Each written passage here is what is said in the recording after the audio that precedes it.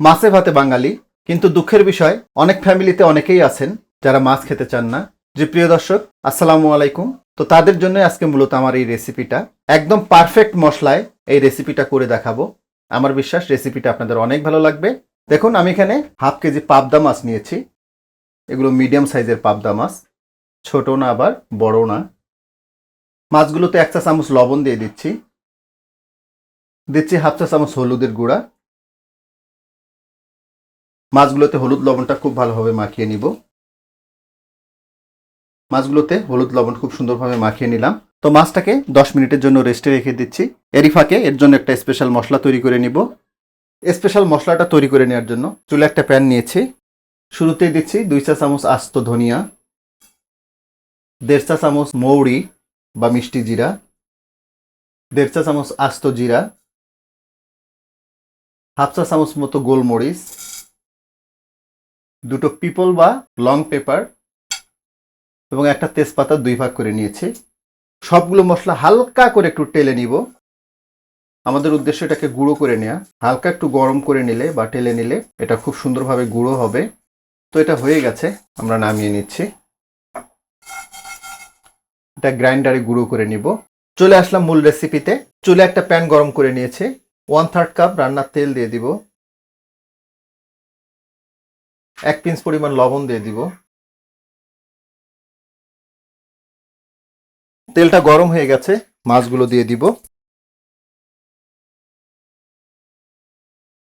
Medium হিটে মাছগুলোকে 2 পাশটায় হালকা করে একটু ভেজে নিলাম। তো এগুলো হয়ে গেছে, উঠিয়ে নিচ্ছি। একইভাবে বাকি মাছগুলো ভেজে নিচ্ছি। ওই একই তেলে হাফ কাপ পেঁয়াজ কুচানো দিচ্ছি। পেঁয়াজগুলো সফট হয়ে আসা পর্যন্ত এগুলোকে একটু ভেজে নিতে হবে। দেখুন, পেঁয়াজগুলো অনেকটাই সফট হয়ে এসেছে। মিডিয়াম সাইজের 2টো পেঁয়াজ বেটে নিয়েছি। পেঁয়াজ বাটাটাকেও সুন্দর করে একটু ভেজে নিলাম। এখন এখানে দিচ্ছি হাফ চা চামচ রসুন বাটা এবং হাফ চা চামচ আদা বাটা। আদা রসুনের কাঁচা গন্ধটা চলে যাওয়া পর্যন্ত এগুলোকে একটু ভেজে নিলাম। এখন এখানে দিয়ে দিচ্ছি হাফ চা চামচ শুকনা মরিচের গুঁড়া। শুরুতেই যে স্পেশাল মশলাটা তৈরি করে নিয়েছিলাম সেটা দিয়ে দিচ্ছি। দিব 1 চা চামচ হলুদের গুঁড়া। মশলাগুলোকে একটু কষিয়ে নিলাম। মিডিয়াম সাইজের 2টো টমেটো পেস্ট করে নিয়েছি। মশলাগুলোকে খুব ভালোভাবে কষিয়ে নিতে হবে। তো তার জন্য জাস্ট হাফ কাপ মতো একটু পানি দিয়ে দিব।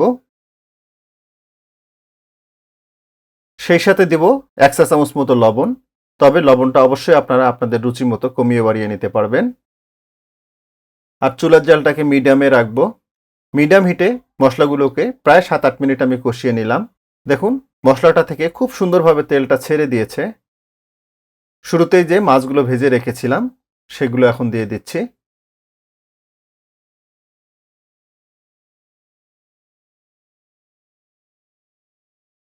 জাস্ট 1 কাপ মতো গরম পানি দিয়ে দিলাম। সেই সাথে দেব 3-4টে কাঁচা মরিচ, আর এটা জাস্ট ফ্লেভারের জন্য। ঢাকনাটা লাগিয়ে দিব। আর চুলার জালটাকে মিডিয়াম এবং লোয়ের মাঝামাঝি নিয়ে আসবো। মিডিয়াম লো হিটে মাছটাকে 8-10 মিনিট মতো রান্না করে নিলাম। দেখুন, রান্নাটা হয়ে গেছে। এটাতে চাইলে আপনারা একটু ধনে পাতা দিতে পারেন, তবে আমি যেহেতু একটু আদা বাটা রসুন বাটা দিয়েছি, দ্যাটস ওয়াই আর ধনে পাতাটা দিলাম না। লুকটা দেখুন কতটা চমৎকার হয়েছে। এইভাবে পাবদা মাছ রান্না করবেন, অনেস্টলি বলছি সবাই এত মজা করে খাবে, আপনার দেখতেই ভালো লাগবে। গ্রেভিটা দেখুন, ফাইনাল লুকটা দেখুন। এর লুকটাই কিন্তু বলে দিচ্ছে এটা কতটা স্বাদের হবে। যাই হোক, আশা করব পাবদা মাছের এই রেসিপিটা আপনাদের অনেক ভালো লাগবে। আর ভালো লাগলেই কিন্তু আমার সার্থকতা। তো আজকে এ পর্যন্তই। সবাই অনেক ভালো থাকবেন, সুস্থ থাকবেন, নিরাপদ থাকবেন। আল্লাহ হাফেজ।